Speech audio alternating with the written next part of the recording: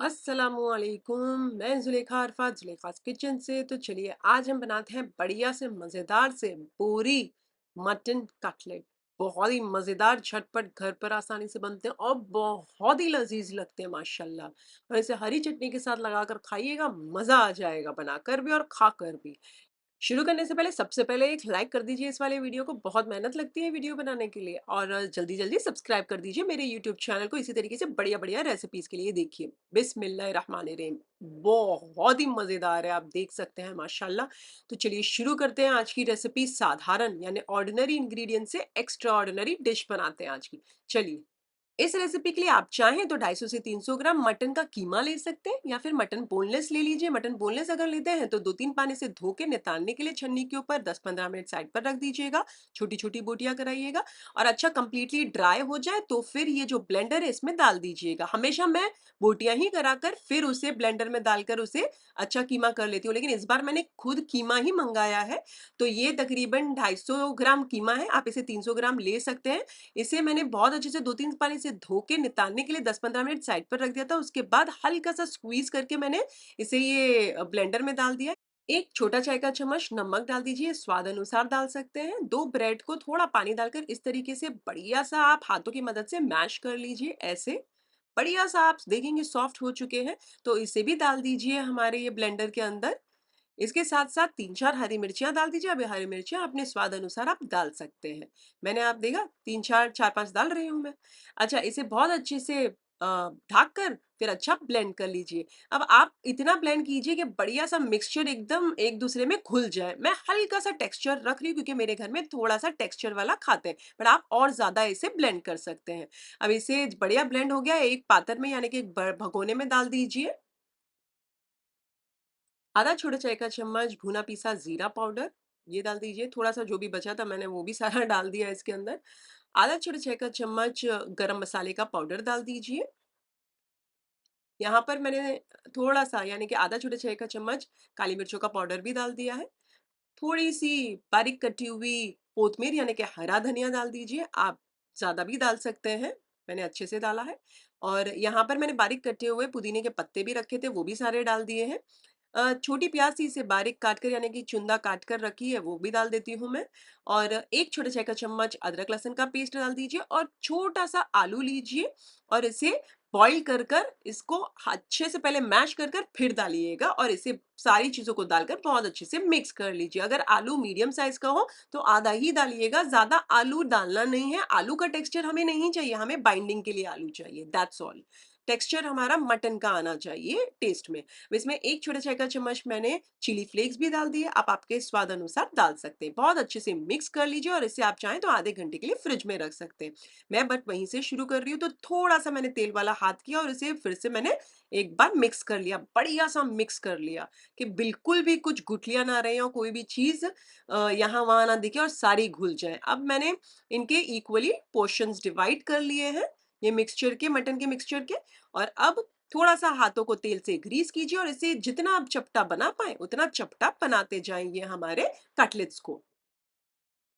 जब आप चपटा कर लें, तो हमारा जो साइड पर मैंने रखा है ब्रेड क्रम्ब्स, उसे इस तरीके से लौटिए, उलट-पलट कीजिए और इस तरीके से प्रेस भी करते जाइए, हाँ। जितना भी आप चपटा कर सकें, उतना चपटा कर लीजिए। ये टोटली आपके ऊपर है। उलट-पलट करके मैंने अच्छे से ब्रेड क्रम्ब लौटा है और फिर से अच्छे से उसे प्रेस करते जा रही हूँ और चपटा बना लिया, इसे साइड पर रख दीजिए। इसी तरीके से सारे आप बना लीजिए।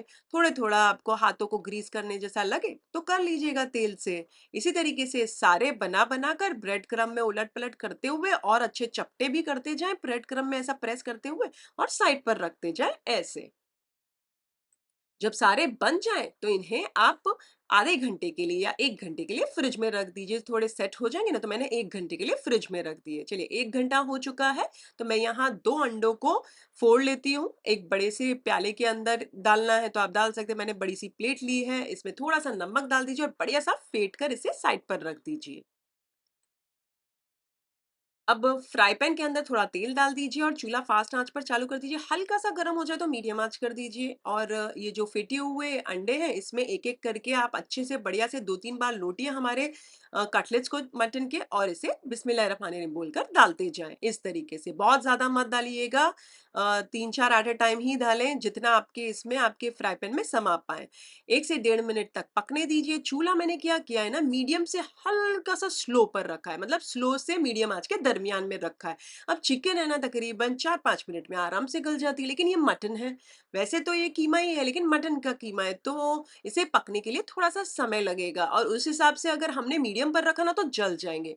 तो आप देख रहे हैं मैं उलट-पलट करते जा रही हूँ, स्लो से मीडियम के दरमियान मैंने आँच रखी है कि जल भी ना जाए, और तकरीबन 8 से 9 मिनट हो चुके हैं, तो मैं यहाँ इन्हें निकाल लेती हूँ, नितार कर छन्नी के ऊपर साइड पर रख देती हूँ। आप चाहें तो टिश्यू पेपर के ऊपर रख सकते हैं। इसी तरीके से सारे बैचेज़ में आप फ्राई कर लीजिए, दूसरे भी मैं इसी तरीके से फ्राई कर लेती हूँ।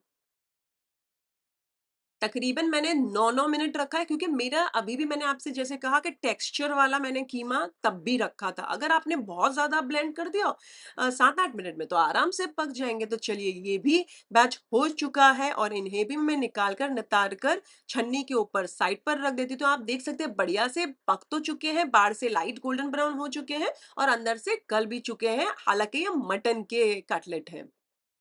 तो ये बन गए हमारे बढ़िया से मज़ेदार से बोरा स्टाइल मटन कटलेट। अगर आप मुंबई के हो तो आपने ये मटन कटलेट बोरी मोहल्ला में जाके ज़रूर खाया होगा, और बहुत ही लज़ीज़ लगते हैं और घर पर भी उतने ही लज़ीज़ मज़ेदार से बनते हैं। इसे हरी चटनी के साथ लगा-लगा कर खाइएगा, मज़ा आ जाएगा। खाकर भी और बनाकर भी माशाल्लाह। अच्छा, वैसे आपको ये रेसिपी के अंदर बस एक ही चीज़ का ख़्याल रखना है कि आप स्पाइस अपने हिसाब से एडजस्ट कर लीजिएगा। ये जो मसाले और सारों की जो मेजरमेंट है, ये आप 300 ग्राम मटन तक यूज़ कर सकते हैं कीमे के साथ या फिर बोनलेस के साथ, जो भी मैंने आपसे कहा है दोनों में से किसी को भी लेकर ये 300 ग्राम तक आप बना सकते हो। मैंने 250 ग्राम के ये कटलेट्स बनाए हैं। आप देख सकते हैं तकरीबन 7 से 8 निकले हैं। आप एकदम पतले बनाएँगे तो ज़्यादा निकलेंगे और ज़रा मोटे बनाएँगे तो कम निकलेंगे। वैसे ये पतले और चपटे ही, जितने चपटे रखोगे उतने ज़्यादा बेटर रहेंगे और जल्दी गल भी जाएँगे। अच्छा, इसी तरीके से बढ़िया-बढ़िया मैंने मटन रिलेटेड रेसिपीज़, ग्रेवीज़ की है, स्टार्टर्स की है, सारे मेरे चैनल के ऊपर अपलोडेड हैं। आप लोगों के लिए लिंक डिस्क्रिप्शन के अंदर है, यानी कि लिए प्लेलिस्ट का पूरा लिंक डिस्क्रिप्शन के अंदर है, आप वहाँ चेक कर लीजिएगा। मैं आपको एक तोड़कर दिखा देती हूँ, ये देखिए क्या बढ़िया से मज़ेदार से बने हैं, और यहाँ मैं तोड़ देती हूँ। बिस्मिल्लाहिर्रहमानिर्रहीम। और जो दिखने में टेक्सचर्ड वाले हैं ना, थोड़ा-सा टेक्सचर्ड मतलब कीमा थोड़ा-थोड़ा दिख रहा है, उसे टेक्सचर्ड कीमा कहते हैं। तो थोड़ा-थोड़ा दिख रहा है तो मज़ा आ रहा है, एकदम ज़्यादा मैंने उसे ब्लेंड नहीं किया है, तो और दिखने में मज़ेदार है और टेस्ट में भी मैंने किया चटनी के साथ लगाकर मैंने जो खाया है, ओ हो! मज़ा आ गया माशाल्लाह खाकर। अच्छा, इसी तरीके से अगर आप मेरी ये वाली रेसिपी बनाएँ, तो कमेंट सेक्शन में ज़रूर शेयर कीजिएगा। मुझे आपके कमेंट्स पढ़ने बहुत अच्छे लगते हैं। रेसिपी अच्छी लगी हो तो एक लाइक कर दीजिए इस वाले वीडियो को, और उससे ज़्यादा अच्छी लगी तो अपने फैमिली और फ्रेंड्स में इस वाले वीडियो के लिंक ज़रूर फॉरवर्ड कीजिएगा। अगर आप बनाएँ और इंस्टाग्राम पर मुझे पिक्चर भेजना चाहते हैं, या फिर आप टैग भी कर सकते हैं। मेरा इंस्टाग्राम आईडी है ज़ुलेखास किचन रेसिपीज़।